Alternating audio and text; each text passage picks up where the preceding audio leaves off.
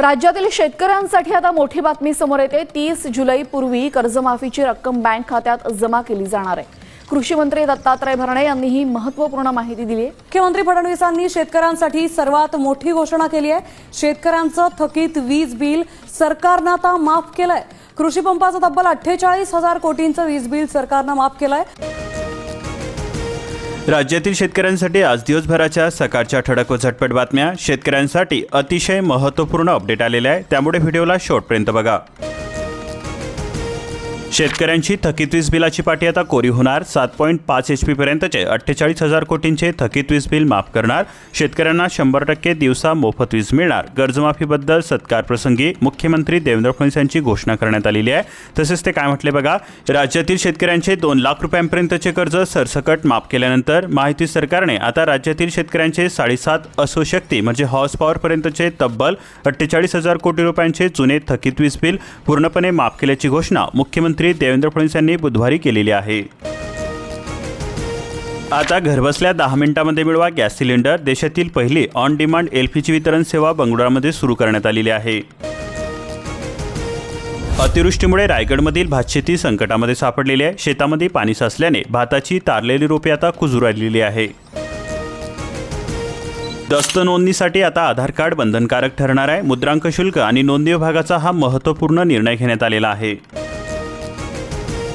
8 दिवसांमध्ये मुसळधार पाऊस झाला, मात्र नंतर पावसाची दडी बघायला मिळाली। जुलैचा पंधरवडा या ऑगस्ट महिन्यातील पावसावरती सिंचन व वीज निर्मितीचे भवितव्य ठरणार आहे। जुलैच्या मध्यावरती खरीपाच्या पेरण्या 50% असून कराड तालुक्यामध्ये खरीप पेरणीला आता वेग आलेला आहे। 43% क्षेत्रावरती लागवड पूर्ण झालेली आहे। जलजीवन मिशन योजनेला 20,558.68 कोटी रुपयांचा निधी मंजूर करण्यात आलेला आहे। नाशिक जिल्ह्यामध्ये रखडलेल्या योजनांचा येणार गती। कंत्राटदारांच्या आंदोलनाला मोठे यश आलेले आहे। मराठवाड्यामध्ये दुबार पेरणीचे संकट गळत असून पावसाने पाठ फिरवलेली आहे। पिकांनी आता माना टाकलेला आहे। 17.65 लाख हेक्टर क्षेत्र अजूनही पेरणीच्या प्रतीक्षेमध्ये आहे। पाऊस थांबल्याने भात रोपवाटिकांची अग्निपरीक्षा, ओलावा व्यवस्थापन, मल्चिंग, सावली, विद्रव्य खतांच्या वापरावरती कृषी तज्ज्ञांची भर। ऐन पावसाळ्यामध्ये शहराला पाण्याची चिंता असून कळमवाडीमध्ये केवळ 8 TMC साठा आहे। थेट पाईपलाईनचा एक पंप सुरू असून आणखी काही दिवस दिवसापाड पाणीपुरवठा। पावसाने फिरवली पाठ। मोसम खोऱ्यामध्ये दुबार पेरणीचे संकट गळत असून शेतकरी चिंतेमध्ये सापडलेले आहे। दुबार पेरणीचे वाढते संकट आहे। कन्नड तालुक्यामध्ये पाऊस रुसलेला असून महिनाभर उशीर सुरू झाल्याने पावसानंतर पुन्हा खंड। पिकांना फटका बसण्याची भीती व्यक्त होते। पावसाची ओढ पशुपालकांसमोर चाऱ्याचे संकट असून आष्टी तालुक्यामध्ये तातडीने चारा डेपो छावण्या सुरू करण्याची होते मागणी। जळकोट तालुक्यामध्ये दुबार पेरणीचे संकट असून 10-12 दिवसांपासून पाऊस गायब झालेला आहे। पिके करपू लागली।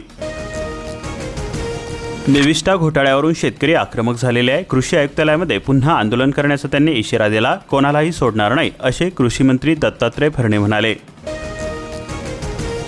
हमीपत्रामुळे विमा अर्जाचा गोंधळ उडालेला असून अट काढण्यासाठी कृषी विभागाचे केंद्राला पत्र देण्यात आलेले आहे। पीक विमा अर्ज भरताना केंद्राने पीक कर्ज नसल्याचे हमीपत्र बंधनकारक केल्याने शेतकऱ्यांमध्ये आता संभ्रमाचे वातावरण निर्माण झालेले आहे। या पार्श्वभूमीवरती राज्याच्या कृषी विभागाने केंद्राकडे हमीपत्र रद्द करण्याची मागणी केलेली आहे। बांगलादेश नेपाळमध्ये अडथळ्यांनी संत्रा निर्यातीपुढे आव्हान होते। उत्पादन समाधानकारक असून केंद्राच्या हस्तक्षेपाची बागायतदारांकडून मागणी केली जाते।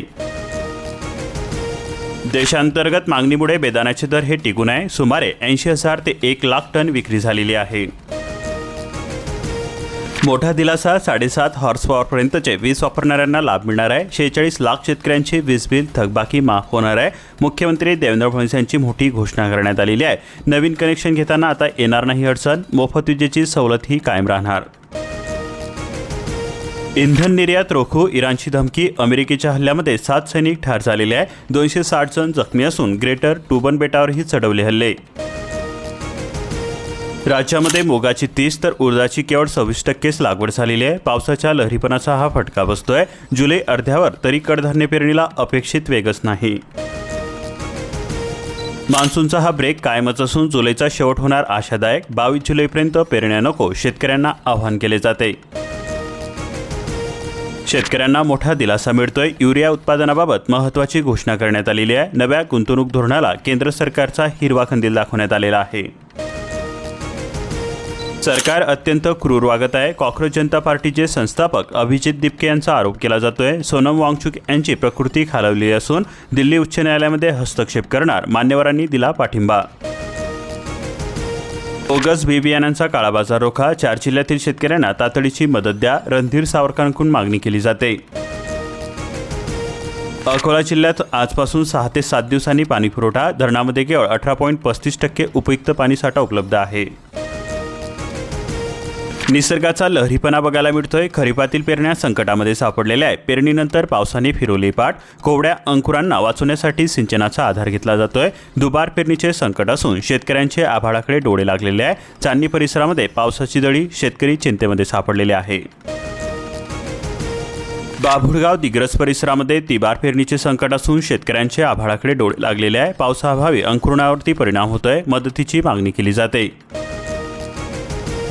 सोयाबीनचे दर पुन्हा 190 रुपयांवरती वाढलेले आहे. गेल्या आठवड्यामध्ये झालेल्या तीव्र घसरणीनंतर सोयाबीन बाजारामध्ये तळाच्या पातळीवरती चांगली सुधारणा दिसून आलेली आहे. अवघ्या 2 दिवसामध्ये सोयाबीनच्या दरात सुमारे 190 रुपयांची वाढ झालेली असली तरी याला दीर्घकालीन तेजीची सुरुवात मानणे अद्यापही गायचे ठरणार असल्याचे बाजार तज्ज्ञांनी म्हटलेले आहे. गेल्या आठवड्यातील सुरुवातीला काही प्रक्रिया प्रकल्पांमध्ये सोयाबीनचा दर हा 7,340 रुपयांवरून घसरून 7,160 रुपयांपर्यंत आलेला होता. त्यानंतर 7,150 रुपयांच्या आसपास मजबूत खरेदी झाल्याने बाजाराने वेगाने सावरत 2 दिवसामध्ये सुमारे 190 रुपयांची वाढ नोंदवत आता 7,350 रुपयांपर्यंत मजल मारलेली आहे. सोयाबीन बियाण्याचे ते नमुने अप्रमाणित. वर्धेच्या कंपनीविरुद्ध गुन्हा दाखल करण्यात आला. अकोल्यातील शेतकऱ्यांच्या तक्रारीची गंभीर दखल घेण्यात आली. प्रयोगशाळेच्या तपासणीमध्ये 5 नमुने अप्रमाणित. फार्मर आयडियाभावी पीक विम्यावरती संकट गडद झालेले आहे. 75,000 शेतकरी अद्यापसुद्धा नोंदणीपासून दूरच आहे. 31 जुलैपर्यंत अंतिम मुदत. मोताळा नोंदणीमध्ये अव्वल आहे. पावसाच्या बदलत्या पॅटर्नने खरीप हंगामावरती चिंतेचे ढग आहे. शेतकरी चिंतेमध्ये सापडले. सुरुवातीलाच खंड. पुढे काय होणार? शेतकरी धास्तावले. अंकुरलेले पिके कोमजण्याची भीती आहे.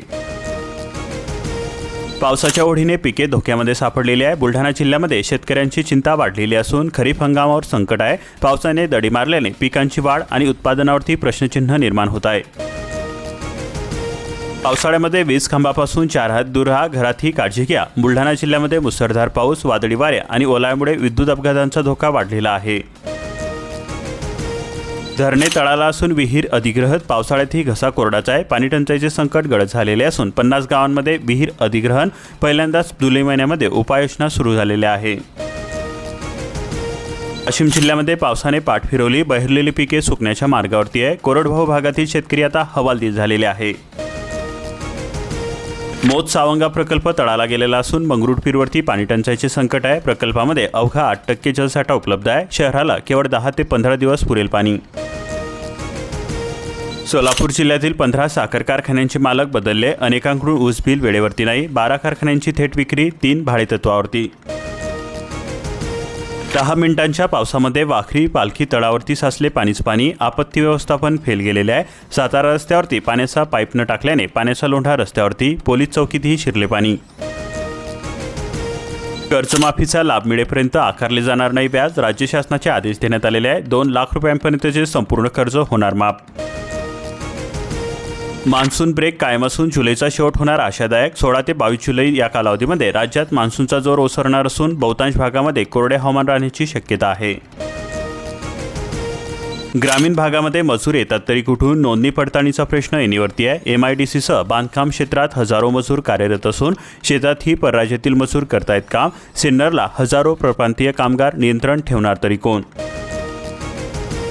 पावसाच्या विश्रांतीने येवल्यातील शेतकऱ्यांना दुबार पेरणीची चिंता आहे. मका सोयाबीनची पेरणी ही 100% अधिक आहे. कवड्या कोंबांवरती मोर तसेच रानडुकरांचा हल्ला. आधी डोमेसाईल द्यावे लागणार, मगच ड्रायव्हिंग लायसन मिळणार. नाशिक जिल्ह्यामध्ये दरवर्षी 20 ते 22,000 नवीन वाहन परवाने अर्ज RTOमध्ये होतात दाखल. छत्रपती संभाजीनगर जिल्ह्यामध्ये 8 दिवसांच्या विश्रांतीनंतर पावसाचे आगमन झालेले आहे. पावसाचे सरी येताच वीज पुरवठा खंडित होतोय. वरुणराजाचे दमदार पुनरागमन झालेले आहे. पैठण गंगापूर परिसराला झोडपलेले असून महामार्गावरती पाणी साचल्याने वाहतुकीवरती परिणाम होतोय. खरीप पिकांना जीवनदान. बळीराजा सुकावला. भेसळीला ब्रेक लागलेला असून दुधाचा महापूर अटला. 2,500 लिटरची घट. फुलंब्री तालुक्यातील हा प्रकार आहे. अन्न व औषध प्रशासन विभागाच्या दणक्याने भेसळखोर प्रसार झालेले आहे.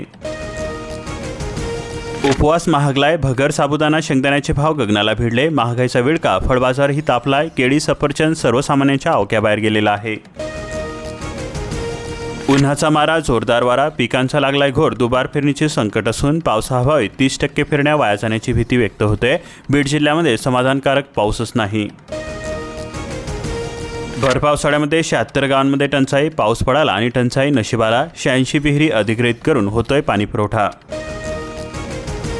पावसाचा ताण, त्यामध्ये प्राण्यांचा धुमाकूळ होतोय. बासंबा शिवारामध्ये वाढला वन्य प्राण्यांचा उपद्रव. पिके धोक्यामध्ये. वन विभागाचे मात्र दुर्लक्ष होते. वरुड चक्रपान परिसरामध्ये प्राण्यांकडून पिकांची खूप मोठ्या प्रमाणात नासाडी केली जाते.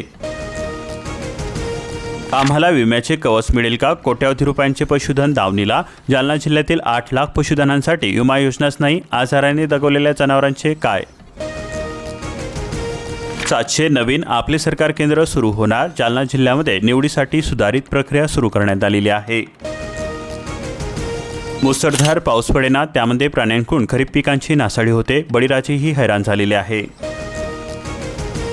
काळ्या आईची भरली ओटी, पण मुसळधार पाऊस पडेना. काहींना दुबार पेरणीची भीती व्यक्त होते. मंठा तालुक्यामध्ये शेतकऱ्यांची नजर आता केवळ आभाळाकडे लागलेली आहे. अंबड तालुक्यामध्ये कापसाचे वर्चस्व. सोयाबीनला सुद्धा पसंती मिळते. यंदा तालुक्यामध्ये पावसाने उघडीप दिल्यामुळे शेतकऱ्यांमध्ये चिंता वाढलेली आहे. बदनापूर येथील संशोधन केंद्रामध्ये शोधलेले बी बियाणेच मिळेना. क्षमता तपासा. पावसाळा डोक्यावरती. शाळा मात्र गडक्यात. 426 शाळांच्या खोल्या दुरुस्तीच्या प्रतीक्षेमध्ये आहे. नव्याने 66 वर्गखोल्यांची गरज असून शिक्षण समितीच्या बैठकीमध्ये पोलखोल झाल्यानंतर प्रशासन जागे.